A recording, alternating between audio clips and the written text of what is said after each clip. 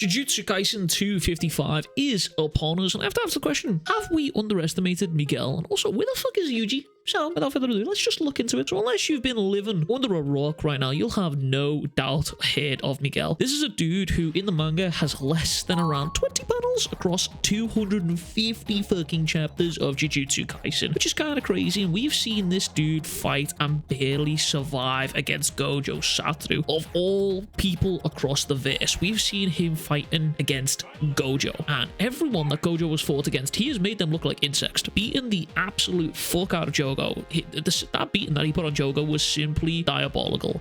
Him fighting in Shibuya, the station, against both Jogo and Hanami, and maybe a little bit of Choso if you want to include him there. Gojo was simply put on monster.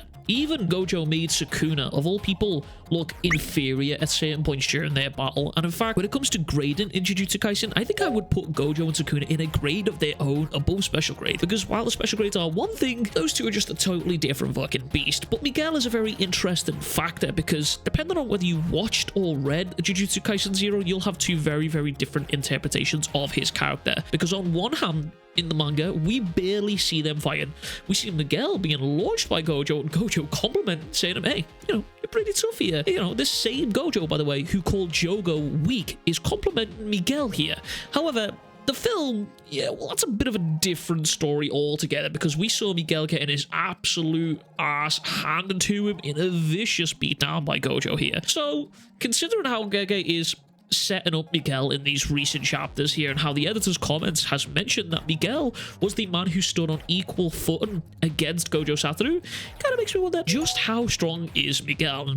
Strong enough to 1v1 Sukuna? Question mark? Maybe, maybe not. But let's just assume that he is strong enough to at least hold his own against the King of Curses, Sukuna. Then that means whatever Miguel has hidden within that curse technique of his that we don't know about, it's gotta be something crazy, right? Surely you would think so. But it could also be the fact that Miguel over in Africa have made some more of that strange black rope that Miguel used to disrupt Gojo's cursed energy technique, which, could be crazy to think about, but Gojo did mention how that black rope had some sort of strange, weird curse woven into it, and, we didn't quite see what Miguel was carrying when we saw him rescuing Miguel here. But it could also be the fact that Gojo has entrusted Yuta to keep information secret. Now, hear me out, because this might be a little bit of a crackpot theory, but that's kind of what we do. Gojo has never trusted the higher-ups, or even Tengen, right? We saw this from Gojo's past arc, and we've seen that Gojo is very distrusting of the higher-ups as it is. But we also know Gojo met with Yuta to talk to him about the potential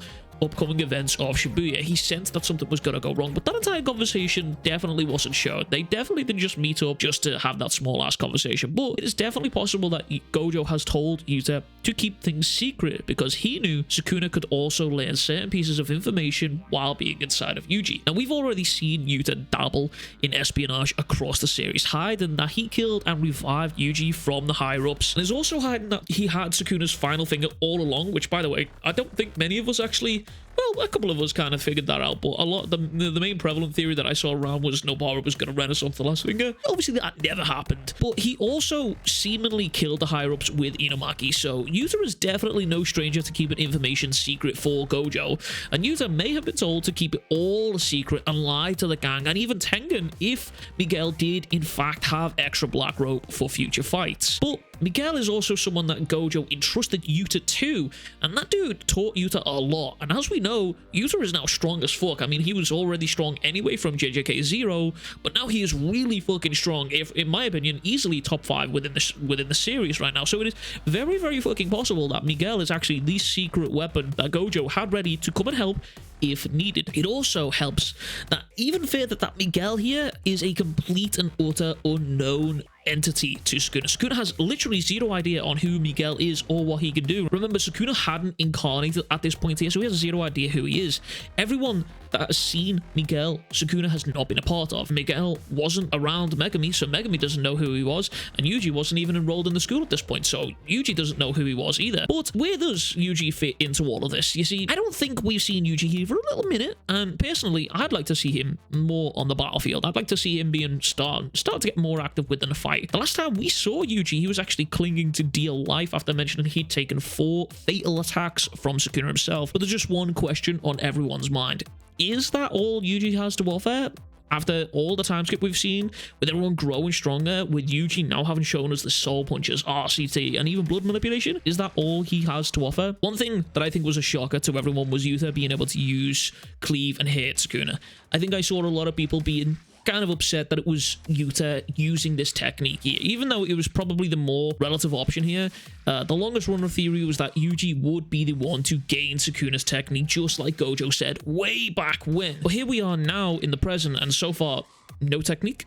But I propose the idea to you that Yuji has the black box. We've all waited to see this from Sukuna here, and since Sukuna has left Yuji, he has not used that black box once. Even Kusakabe was like, hold up, he has a fucking nuclear attack here and he's not using it. For whatever reason, he is not using it, so let's just focus on what we can see right now.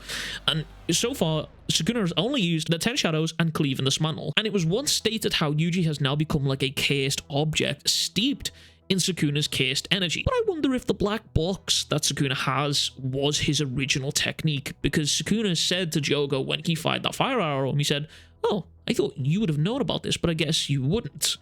Which makes me wonder, maybe that is not his original technique, and maybe the cleave and dismantle isn't his original technique, and maybe the black box is. And since leaving Yuji, he's apparently unable to use that technique. That is, I mean, he might have imbued that or engraved that onto Yuji's body without him knowing about it right now. In the same way that Nanami's curse technique was imbued onto the curse tool that he used to use, I think it's entirely possible that Yuji could also use the black box technique here. And to further add onto this, I think we'll see it soon. You see, the reason I think this is every time we've seen Yuji fight so far, he gets stronger. He's always sort of involved in some sort of tag team fight here, but he always ends up getting stronger throughout the fights. Both fights with Mahito and every conflict he has been in has led to him growing stronger exponentially through the series. And simply put, Yuji, similar to almost like a Saiyan, gains strength through hardship, through conflict, and through near-death experiences. Every time this dude is beaten, he just comes back fucking stronger.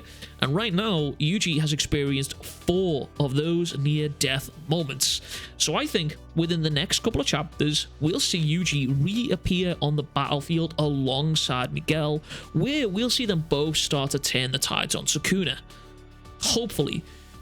Or maybe, you know, the cycle just continues and we just carry on getting more chapters of Sukuna Kaisen as he just continues to run the gauntlet on this. But anyway, it's just a little theory for you guys to think about. Let me know what you think about that in the comments down below. That is everything from me. If you haven't already, please be sure to like and subscribe, as it always helps me out.